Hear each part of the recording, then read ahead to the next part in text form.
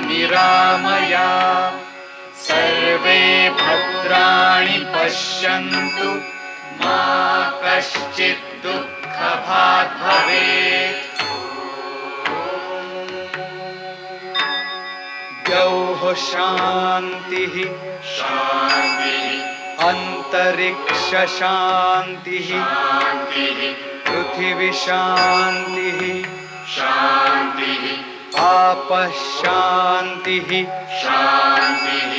ओषधयः शान्तिः वनस्पतयः शान्तिः विश्वे देवाः शान्तिः कामः शान्तिः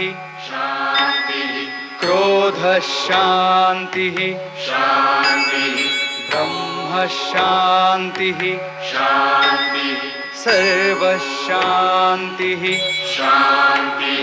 शान्तिरेव शान्तिः साम शान्तिरेधि।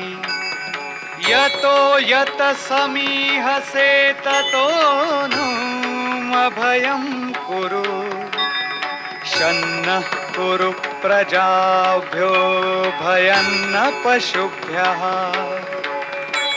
सुशान्तिर्भवतु सुशान्तिर्भवतु सुशान्तिर्भवतु।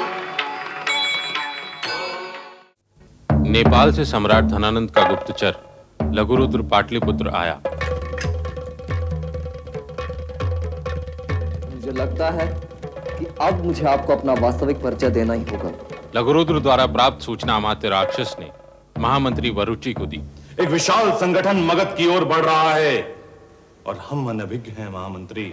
आचार्य विष्णुगुप्त के मित्र मंत्रीवर श्रेयक ने आचार्य अजय को आचार्य विष्णुगुप्त से पाटलिपुत्र छोड़ने को कहा। अजय जैसे ही विष्णु आए उसे कहना कि शीघ्र ही कुछ दिनों के लिए वो पाटलिपुत्र का त्याग कर देगा, इसी में उसका हित है। लघुरुद्र की सूचना से चिंतित मंत्री परिषद ने भावी योजनाओं के संबंध में मंत्रणा प्रारंभ की।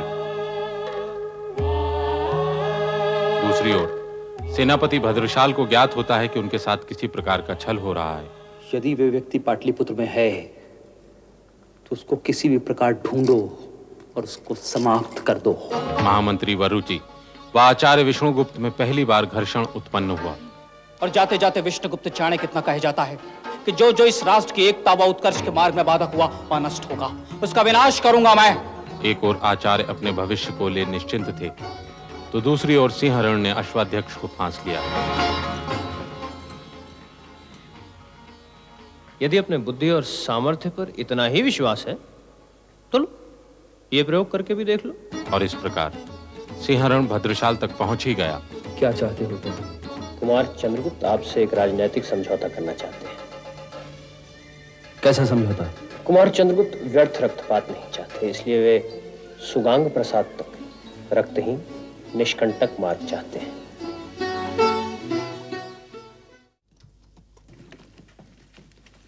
क्या यह सच है श्रेष्ठी कि वाहिक प्रदेश के जनपदों का एक संगठित सैन्य शीघ्र ही मगध पर आक्रमण करने वाला है? सार्थवाह से सुना तो मैंने भी है, पर विश्वास नहीं होता।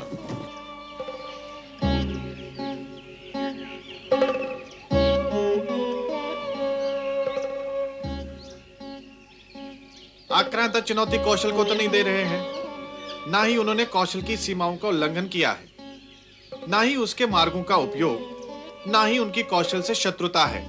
पर यदि मगध ने कौशल को युद्ध में सम्मिलित होने के लिए आमंत्रित किया तो? मगध ऐसी मूर्खता नहीं कर सकता। वो किसी भी आक्रमण का अकेले प्रत्युत्तर दे सकता है, और यदि वे अपने आधिपत्य के राज्यों को युद्ध में सम्मिलित होने के लिए आमंत्रित करता है तो उससे उसकी सामरिक दुर्बलता का बोध होता है। मगध ऐसा नहीं करेगा, और फिर ऐसी स्थिति में पददलित राज्यों को आमंत्रित करने का भय होता है। पर इस विषय में कौशल राज मौन क्यों हैं? कहीं वे अपनी मुक्ति के अवसर की प्रतीक्षा तो नहीं कर रहे? इस विषय में हमारा मौन रहना ही ठीक रहेगा। मल्ल मौन रहा, कौशल मौन है, तो काशीराज को मुखर होने की क्या आवश्यकता है? उन्हें भी मौन रहना चाहिए। निधर्मियों को सत्ताच्युत करने का यह स्वर्णिम अवसर है। यदि गणराज्यों ने इस अवसर को खो दिया तो उन्हें अपनी स्वतंत्रता प्राप्त करने का पुनः कोई अवसर नहीं मिलेगा।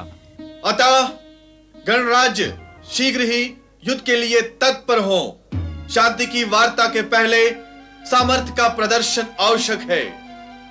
गण परिषद चाहे तो उनके दूत की प्रतीक्षा करें, चाहे तो अपना दूत उनके पास भेजें, पर मैं गण परिषद से प्रार्थना करूंगा कि युद्ध की विभीषिकाओं के भय से, हिंसा या रक्तपात के भय से आक्रमणकारियों से ऐसी कोई भी संधि न करें जिससे गणराज्यों का स्वाभिमान आहत हो, गणराज्यों की परंपराओं, प्रणालियों व जीवन मूल्यों पर कुठाराघात हो। मैं गण परिषद को विश्वास दिलाता हूं कि गणराज्य का एक एक गण अपने स्वाभिमान की रक्षा के लिए आत्म उत्सर्ग के लिए तत्पर है। आप मात्र आवाहन दें।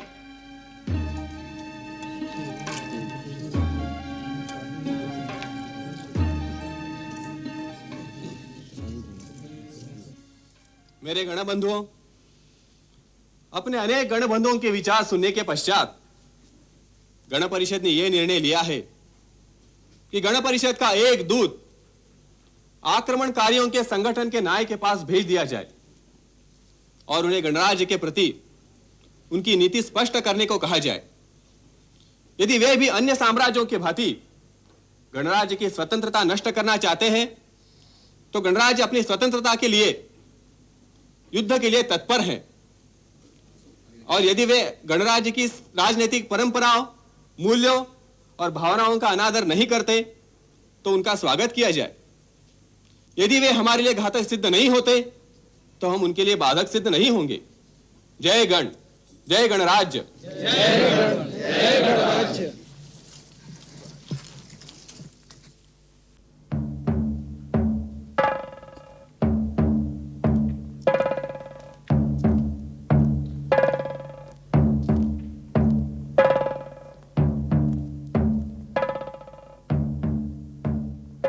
नेपाल नरेश पब्बतराज एवं सभागृह में उपस्थित समस्त सज्जनों को मैं मगध सम्राट धननंद का दूत विराट गुप्त प्रणाम करता हूं। आप आसन ग्रहण कर सकते हैं आर्य विराट गुप्त। इस सम्मान के लिए मैं नेपाल नरेश का आभारी हूं, परंतु मैं दूत कर्म की परंपराओं का निर्वाह करने में ही अपना सम्मान समझता हूं नरश्रेष्ठ।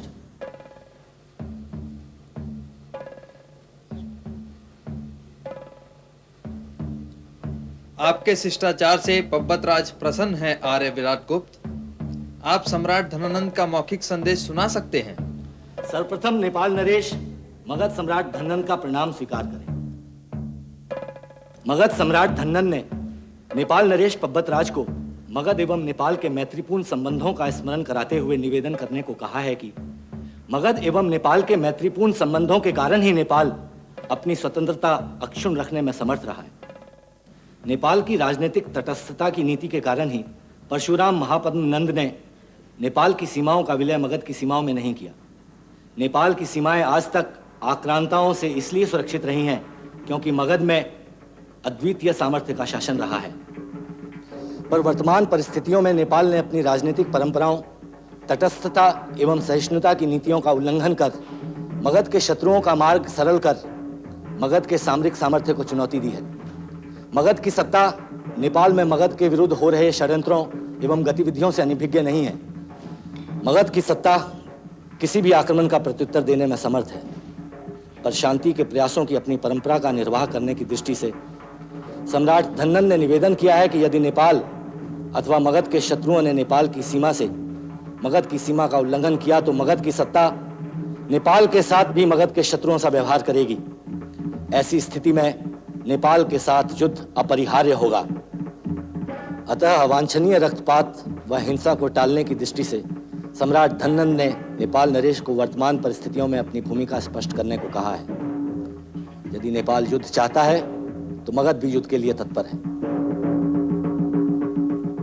दूत सम्राट धनानंद को प्रणाम कर कहना कि नेपाल अपनी सुरक्षा करने में समर्थ है, और यदि आज तक नेपाल का मगध साम्राज्य में विलय नहीं हुआ तो इसका कारण मगध का नेपाल के प्रति मैत्रीपूर्ण व्यवहार नहीं, अपितु नेपाल की अपनी आत्मरक्षा करने में अपनी आत्मनिर्भरता है।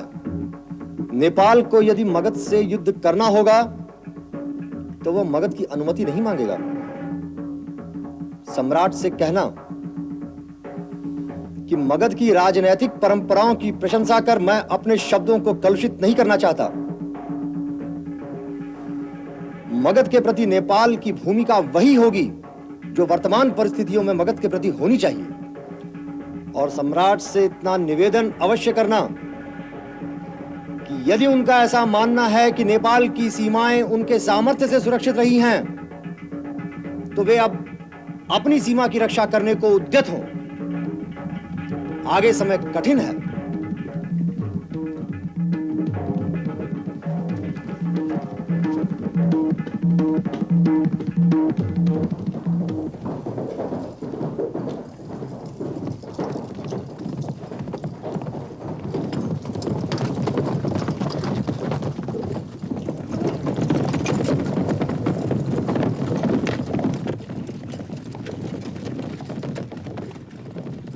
पता नहीं पाटलिपुत्र में क्या हो रहा है।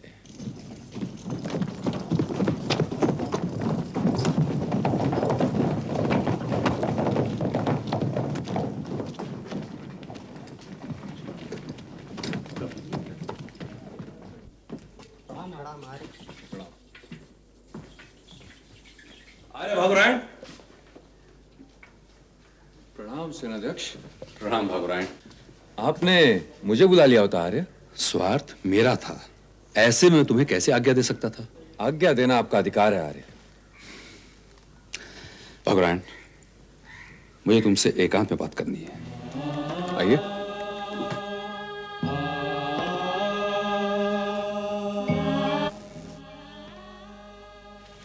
भागुरायण, कहिए, क्या बात है सेनाध्यक्ष? क्या तुम्हारी व्यवस्था में सब ठीक चल रहा है? कहीं कुछ ऐसा हो रहा है जिससे मैं आश्वस्त नहीं हूं। लाख प्रयास करने पर भी मेरा मन यह मानने को तैयार नहीं है कि पाटलिपुत्र में सब ठीक है। आप ऐसा क्यों कह रहे हैं आर्य? जिस गति से पाटलिपुत्र में स्थितियां बदल जाती हैं, उससे तो यही अनुमान लगाया जा सकता है कि मगध की राजनीतिक व्यवस्था में कहीं भारी उथल पुथल हो रही है। कुछ दिनों पहले सब ठीक था, अब अचानक।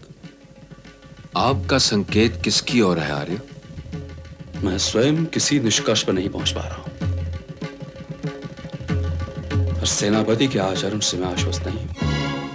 आर्य, जाओ मत भागुरायण। अतीत में ऐसा बहुत कुछ हो चुका है जिससे मेरी शंका और बलवती होती जा रही है। मुझे सेनापति के आचरण पर संदेह है और मैं उसकी पुष्टि करना चाहता हूं। मैं समझा नहीं आर्य। क्या सेनापति भद्रशाल पर तुम्हारा कोई गुप्तचर दृष्टि रख रहा है?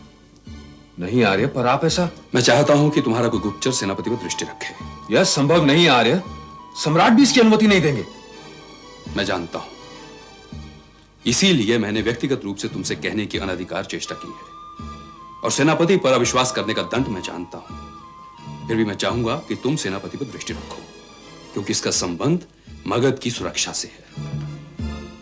इसका परिणाम भयंकर हो सकता है आर्य। पाटलिपुत्र में भी जो कुछ हो रहा है उसके परिणाम भी भयंकर ही होंगे भागुरायण। क्या बात है भैया?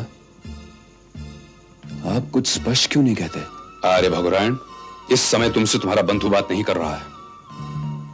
मैं जानता हूं आर्य बलगुप्त, पर जिस विश्वास के कारण आपने मुझे यह सूचना देने के योग्य समझा है, उसी विश्वास का स्रोत मेरे भीतर भी प्रवाहित हो रहा है।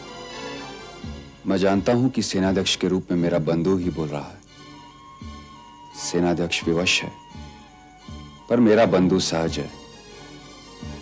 वह सरलता से अपना मन अपने अनुज के सामने खोल सकता है। भागुरायण, संभव है कि यह मेरा मिथ्याभास हो, पर मैं पाटलिपुत्र में विद्रोह की प्रतिध्वनियां सुन रहा हूं। षड्यंत्र, विश्वासघात व रक्तपात का आभास मुझे उद्वेलित कर रहा है, पर उसकी जड़ें दृष्टिगोचर नहीं हो रही हैं। क्यों हो रही है पाटलिपुत्र में उथल पुथल? किससे भय है मगध को कि पाटलिपुत्र में इस गति से परिवर्तन हो रहे हैं? और जहां तक मैं समझता हूं वो भय सामरिक नहीं, आंतरिक है, और कोई इस संदर्भ में कुछ कर नहीं रहा है। सब मौन। क्या तुम्हें नहीं लगता कि यह मौन विस्फोट की पूर्व सूचना है? क्या तुम भी नहीं जानते कि क्या है वो भय? मैं जानता हूं। वह भय है आचार्य विष्णुगुप्त चाणक्य। आचार्य विष्णुगुप्त चाणक्य? महामंत्री, आप उन्हें किसी प्रकार भी रोकिए, वरना अनर्थ हो जाएगा। अमात्य, मैं आचार्य विष्णुगुप्त को चेतावनी दे चुका हूं। अब यदि तुम्हें भय लगता हो तो मैं आचार्य को बंदी बनाने का आदेश देने को तैयार हूं। इसके अतिरिक्त आचार्य विष्णुगुप्त को रोकने का मेरे पास कोई मार्ग नहीं है। कैसे आप विष्णुगुप्त को बंदी बनाएंगे? किस अभियोग में आप उसे बंदी बनाएंगे? क्या दंड देंगे? आप उसे निर्वासित करेंगे? पाटलिपुत्र के बाहर उसकी प्रतीक्षा हो रही होगी। बंदी बनाकर रखेंगे, मगध धू धू करके जल उठेगा। वे एक अफसर की प्रतीक्षा ही कर रहे हैं। उसका साथ देने के लिए काशी राज भी उद्यत हो जाएंगे। मृत्यु दंड देंगे। मृत्यु दंड की घोषणा मगध में होगी और उसके विरोध का स्वर तक्षशिला तक सुनाई देगा। तो मैं क्या करूं? आप आर्य शक्तार को समझाइए, रुद्रदेव को समझाइए, आचार्य अजय को समझाइए, आचार्य विष्णुगुप्त के संपर्क के एक एक आचार्य को समझाइए, ताकि वे आचार्य को अपने आत्मघाती मार्ग से विमुख कर सकें। संभवतः वे आपकी बात सुनेंगे। मैं स्वयं प्रयास करता, पर आप अच्छी तरह से जानते हैं मैं उनके लिए राक्षस हूं। ठीक है, अब दूसरों को समझाने या स्वयं को समझाने के अतिरिक्त और कोई मार्ग भी तो नहीं है। मैं प्रयास करूंगा अमत।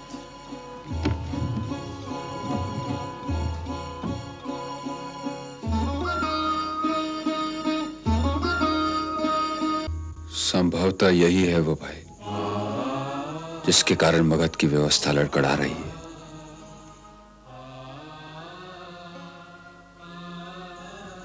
आर्यबलगुप्त, क्या विचार कर रहे हैं आप आर्यबलगुप्त?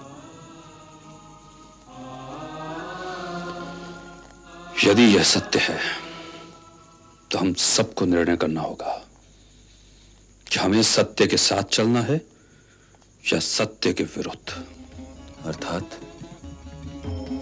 हमें अपनी अपनी निष्ठा के संबंध में पुनः विचार करना होगा। राज्य के प्रति निष्ठा, व्यक्ति के प्रति निष्ठा, समाज के प्रति निष्ठा व राष्ट्र के प्रति निष्ठा के अंतर को समझना होगा। यह निर्णय बहुत कठिन और कटु होगा। स्थिति कुछ ऐसी है कि एक हत्या और आत्महत्या के बीच हमें जीवन को ढूंढना है। चुनौती कठिन, पर संभवतः यही समय की मांग है। आप किस निर्णय पर पहुंचे आर्य? भगुरायन, शास्त्र कहते हैं जहां धर्म है वहीं वही है, पर मैं नहीं मानता। मैंने देखा है विजय धर्म की व्याख्या बदल देती है। इसलिए तुम्हें और मुझे, हम जैसों को किसी भी निर्णय पर पहुंचने से पहले बहुत सोचना होगा, क्योंकि युद्ध में एक सामान्य सिपाही के लिए जीवित रहने पर ना तो कोई राज्य होता है और ना ही मृत्यु के पश्चात कोई स्वर्ग। आपकी व्यवस्था में सब ठीक तो है आर्यबलगुप्त, भीतर और बाहर दोनों। और तुम्हें ऐसा क्यों लग रहा है कि कहीं कुछ? इसलिए कि मैंने आर्यबलगुप्त को कभी अस्पष्टता में जीते नहीं देखा था। मैं तुमसे सिर्फ अलग रहता हूं बंधु, पर मेरे अतीत, मेरे विचार, मेरे अनुभव में मुझे आर्यबलगुप्त स्पष्ट दिखाई देते हैं।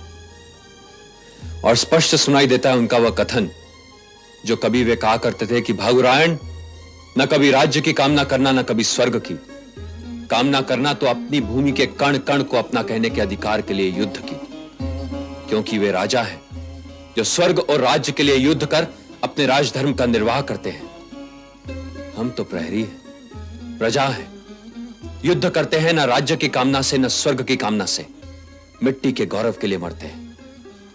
यही हमारा धर्म है, संभवतः यही राष्ट्र धर्म है। और आज आप ही अपनी व्याख्या बदल रहे हैं। मैं यह प्रसंग भूलने का प्रयत्न करूंगा आर्य।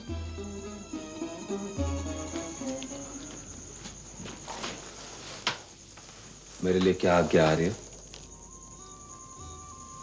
हमें मिट्टी के गौरव की रक्षा करनी है, किसी भी मूल्य पर, किसी भी तरह। युद्ध क्यों ना चाहे घनघोर हो, कभी दूसरों से या स्वयं से, और अब पलायन नहीं। हमें सत्य को स्वीकार करना ही होगा भागुरायण। सत्य चाहे जिस रूप में सामने आए, हमें तैयार रहना होगा। तुम मेरी बातों को समझने का प्रयत्न क्यों नहीं करते? क्या समझते हो तुम स्वयं को? मगध कोई यवन सत्ता नहीं है जिसे तुम अपने बल से पराजित कर सको। श्रेयक, क्यों अपने विनाश को आमंत्रण दे रहे हो? तुम भूल रहे हो कि विनाश सिर्फ तुम्हारा ही नहीं होगा, तुम अपने साथ कई सुखी परिवारों का विनाश करोगे। क्या अधिकार है तुम्हें अपनी इच्छा की पूर्ति के लिए दूसरों का विनाश करने का? रोको इसे, रोको, वरना ये अपने साथ तुम्हारा भी विनाश करेगा। यदि यही तुम्हारा निर्णय है विष्णुगुप्त, तो आज से तुम्हारा मेरा कोई संबंध नहीं। संज्ञानं नः स्वेभिः संज्ञानमरणेभिः संज्ञानमश्विनायुव मिहास्मासु नियच्छतम् संजानामहै मनसा संचिकित्सा युत्स्महि मनसा दैवेन माघोषा उत्थुर्बहुले विनर्हिते मेषु अप्तदिन्द्रस्य हन्यागते संज्ञानं नः स्वेभिः संज्ञानमरणेभिः संज्ञानमश्विनायुव मिहास्मासु नियच्छतम् संजानामहै मनसा संचिकित्स्वामा युत्स्महि मनसा दैवेन माघोषा उत्थुर्बहुले विनर्हिते मेषु अप्तदिन्द्रस्य अन्यागते संज्ञानं नः स्वेभिः संज्ञानमरणेभिः संज्ञानमश्विनायुव मिहास्मासु नियच्छतम्।